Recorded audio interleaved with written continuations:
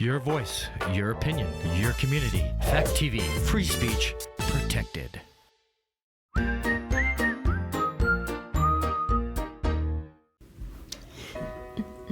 Thank you.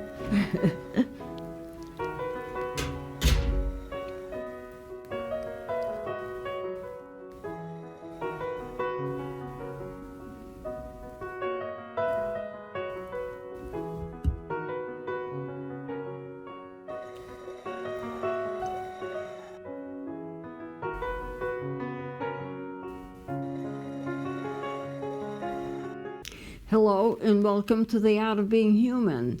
I'm still going to spend maybe a couple of sessions or so on alcoholism. We haven't quite finished. Then I'll go back to where we were on the drugs and finish with those. If you've been an alcoholic for a very long time and you've drunk for a very long time, then you come to the point where there's about 12 illnesses that I call end-stage illnesses that you can get. These illnesses could kill you. They're just very, very severe, and it has to do with the fact that you have been an alcoholic for so long. So we call these alcohol-induced illnesses. I'm not going to be talking a whole lot about them because if you're not there yet, and you hopefully are not there yet, then it's just excess information that at this point you do not need. But if you are there, you should be treated, and you should be treated medically because these illnesses can kill you. Now, you have to remember about alcoholics. They sometimes go into it and they get caught up into it, but they're very good at blaming their illness on other people. I wouldn't be an alcoholic if my wife was a better wife.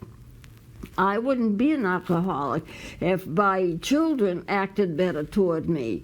And it's a case of not taking responsibility for your illness. Now, I'm not a judgmental person, and I realize that some people become alcoholics as they're drinking more and more and not even realizing that their brain is changing. But when push comes to shove, you have to get to the point, if you're an alcoholic, that you take responsibility. You take responsibility for your actions, you take responsibility for what you do, and you have to face life as it is. It doesn't mean you can't be helped, but you have to stop blaming other people for the fact of your condition. Now, as I said, I'm not a judgmental person, and some people become alcoholics much easier than others, and they don't hardly realize that it's going on. But if you are an alcoholic and you continue to drink and you don't get the help that you need because you feel that you can't do it, you won't do it, you don't want to do it, you want to consistently blame other people for the illness, then what's going to happen is that you will get to these end-stage illnesses. And they're bad, and the symptoms are bad, and the withdrawal is bad. Now, I was reading about an alcoholic who wasn't going to make it. He was going to die of his disease, but he was in the end stage of his disease. And the book describes what happened to him. All of the organs of his body became porous. Now, porous means that there's like a little drops, little holes in your system. If you have a piece of cloth and it's porous, you can pour water into it and it goes all the way through. It goes all the way through because there are little openings there. The material is not tight enough to hold anything in.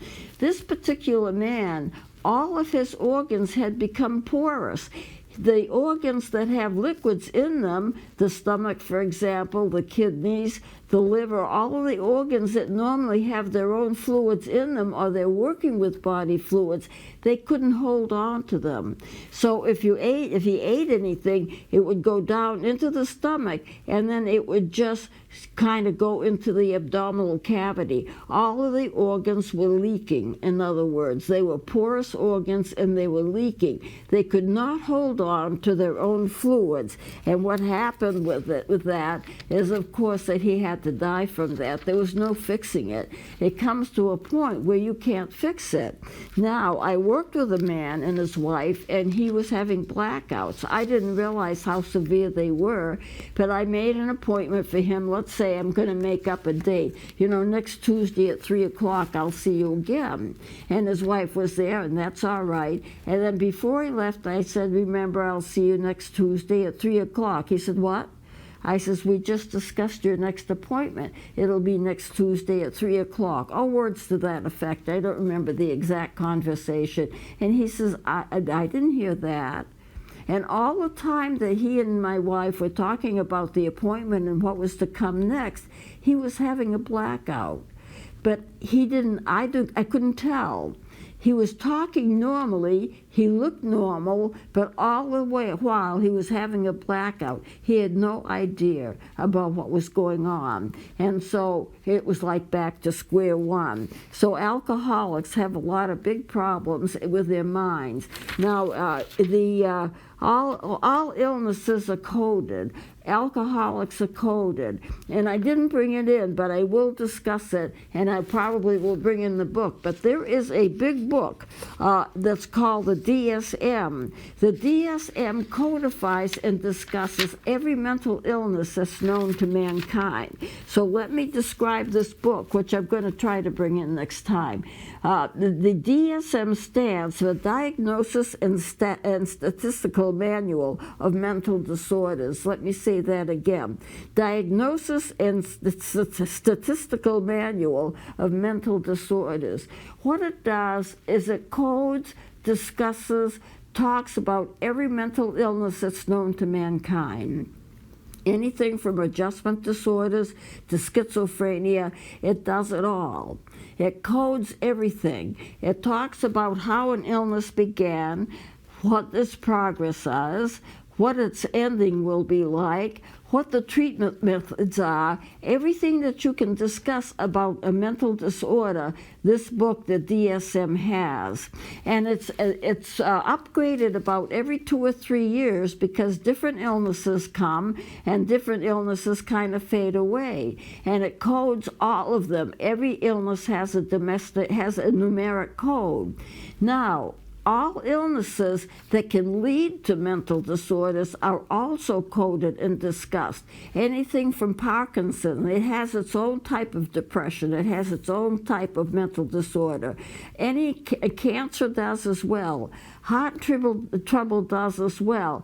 Any illness that can lead to a mental disorder of some type is also codified. Everything is coded by numerics. And I think that even if you don't have a mental condition, that's coded too. You know, people talk about being like a number. They think of themselves as being a number. In this case, it's a good thing. I think it's V6110. I don't remember. I haven't used the DSM for quite a while. I think it's that code is mental health. You don't have any mental disorders if you have that kind of a code. For adjustment disorders, they're in the 30.24 range or 300.24 range. So let me just go on with this. It discusses every physical disorder in which illnesses will end up being a mental illness or mental problems. Every illness has been codified. Now, codes are a good thing because if I want to talk to a doctor, I'm seeing one of his patients is also one of my patients because I'm dealing with a particular person, then all I have to do is call a doctor and say, okay, I want to have more information on so-and-so because I've coded her as DSM 620.10. That 620.10 means something. If he has a DSM, he probably knows what it is already. But if he has a DSM and he doesn't know what it is, all he has to do is look it up. Everything is so codified, everything is so discussed, everything is so laid out in black and white that all you have to do is look up the number that it's coded to, and it will tell you all about that illness. And it's very good in terms of insurance companies. You give a person a diagnosis, that diagnosis has a numeric code. You send in the numeric code. I've diagnosed a person as such and such, coded DSM 510.20 or something like that. I'm making this up as I'm going along here in terms of the numbers. And what you have is a perfect description of what you're treating a person for. Or if a doctor wants to call me in terms of what I'm counseling a person for, one of his patients, I'll simply tell him, well, the DSM code for it is this, and all he has to do is look it up. Now, the DSM is used by counselors, physicians, psychiatrists, anyone who's working in the mental health field. And if you call them and if you get the latest rewrite on it, then you will have a perfect description of everything that's going on with that diagnosis. The treatment, when it starts, how it progresses, the treatment methods, the best way to treat it, how it ends up. And so getting back to alcoholism, all of those end-stage diseases due to the fact that you've been drinking too much for over a long period of years, they're all coded too. And so therefore they know who it is. Now I'm going over this. I'm going to read off some codes of what they are. As I said before, I'm not going to discuss the illnesses themselves, but they are all alcohol-induced disorders. That's what they're called.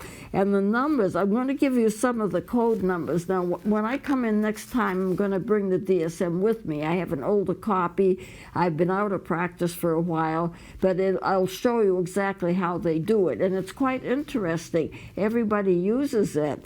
Now, 303.90 stands for alcohol dependence. 305 stands for alcohol abuse. Now, here are some of the disorders, alcohol-induced disorders, and I'm going to read them off. I'm not going to discuss them individually, except maybe to make a comment or two, because I said if you're not there, then you're better off not knowing a whole lot about it, because you're not going to remember it anyway. But if you are there, then you need to take heed and you need to get the help that you need. It's very important. So, alcoholic disorders that are induced, 303.00 stands for alcohol intoxication. 291.81 stands for alcohol withdrawal. 291.0 stands for alcohol intoxication delirium. When you get off alcohol, you go through withdrawal for about 3 days. It's very intense, it's very awful. And then after that, you can get into a delirium, which means that you don't really understand what you're doing. You have no control of your thought life. Everything is on the table, and it gets to be a terrible thing. Now, 291.2 is alcohol-induced persistent dementia. You can get dementia from alcoholism. Different illnesses have different different types of dementia. 291.1 is alcohol-induced persisting amnesic disorders. You can get amnesia. 291.5, alcohol-induced psychotic disorder with delusions. The difference between a delusion and a hallucination is that in a hallucination, you are seeing things that are not there. I talked to you once about a student that I had. He was seeing different kinds of bugs crawling on curtains. That was an absolute hallucination that he was having. Now, he was mentally ill. He didn't get that from drinking, but it was the same kind of thing.